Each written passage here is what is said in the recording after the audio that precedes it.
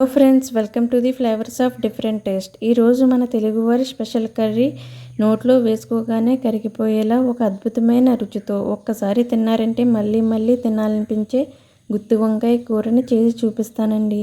ముందుగా ఒక ప్యాన్ మీద ఒక కప్పు పీనట్స్ వేసుకుని లో ఫ్లేమ్లో మాత్రమే అటు ఇటు కలుపుతూ వేయించుకుని ఒక గిన్నెలోకి తీసుకోవాలి. తర్వాత 2 టేబుల్ స్పూన్ ధనియాలను, 1/2 టీ స్పూన్ మెంతులు, 1 టీ స్పూన్ జీలకర్రను వేసుకుని లో ఫ్లేమ్ మీద స్లోగా ఫ్రై చేసుకోవాలి. ఇందులోనే 5 లవంగాలు, 1 టీ స్పూన్ మిరియాలు, దాల్చిన చెక్క వేసుకుని మంచిగా ఫ్రై చేసుకోవాలి.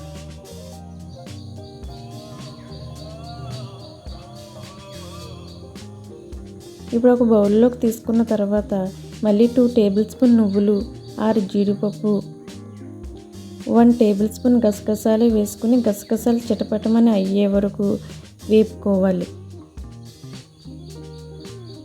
ఇప్పుడు ఒక మిక్సీ జార్లోకి తీసుకుని ఇప్పటి వరకు మనం ఫ్రై చేసినవన్నీ వేసుకుని మెత్తగా గ్రైండ్ చేసుకోవాలి.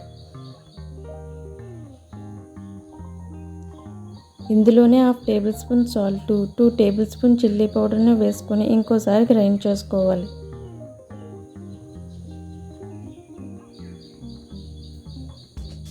ఇందులోంచి హాఫ్ పోర్షన్ని వేరొక గిన్నెలోకి తీసుకుని అందులో కొంచెం వాటర్ని యాడ్ చేసుకుని ఒక పేస్ట్లా తయారు చేసుకోవాలి.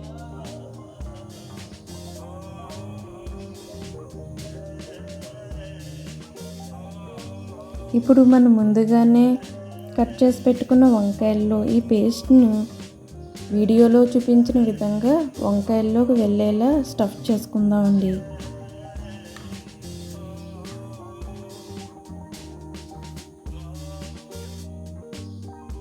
ఇలా అన్ని వంకాయలకి పేస్ట్ని అంతా స్టఫ్ చేసుకోండి.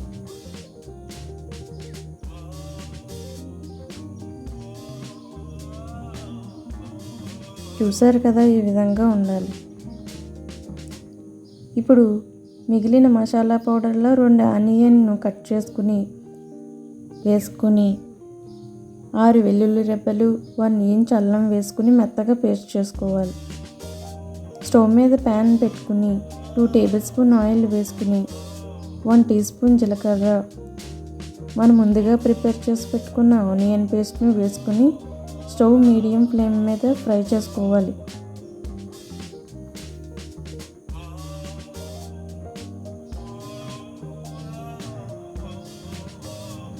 ఇందులో కొంచెం కరివేపాకు యాడ్ చేసుకోవాలి.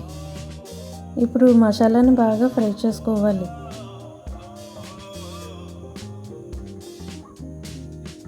ఇలా ఫ్రై అవ్వని మసాలాలో మనం ముందుగా తయారు చేసి పెట్టుకున్న వంకాయలను వేసుకుని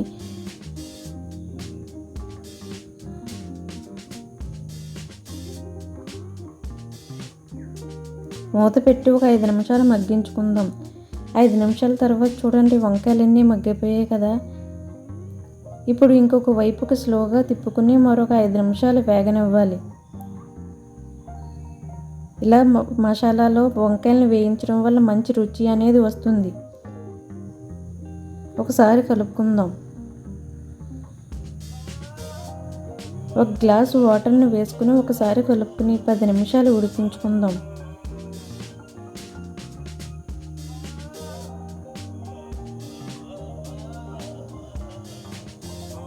ఇలా గుత్తి వంకాయ కూర ట్రై చేయండి ఫ్రెండ్స్, చాలా టేస్టీగా ఉంటుంది. రైస్లోకి, చపాతీలోకి సూపర్ కాంబినేషన్. చివరిగా మనం కొత్తిమీరను యాడ్ చేసుకోవాలి. అంతేనండి, గుమగుమలాడే గుత్తి వంకాయ కూర రెడీ అయిపోయింది. మీరు ఇలా ట్రై చేయండి, చాలా అంటే చాలా ఇష్టపడతారండి. నాకు ఈ కర్రీ నచ్చితే తప్పకుండా కామెంట్ చేయండి. మనం ఇప్పుడు సర్వింగ్ ప్లేట్లోకి సర్వ్ చేసుకుందాం. టేస్టీ అయిన గుమగుమలాడే గుత్తి వంకాయ కూర చాలా టేస్టీగా ఉంటుంది. తప్పకుండా ట్రై చేయండి ఫ్రెండ్స్. మా ఛానల్ నచ్చితే సబ్స్క్రైబ్ చేసుకోండి, షేర్ చేయండి. Thank you. బాయ్ ఫ్రెండ్స్, మళ్ళీ కలుద్దాం. బాయ్.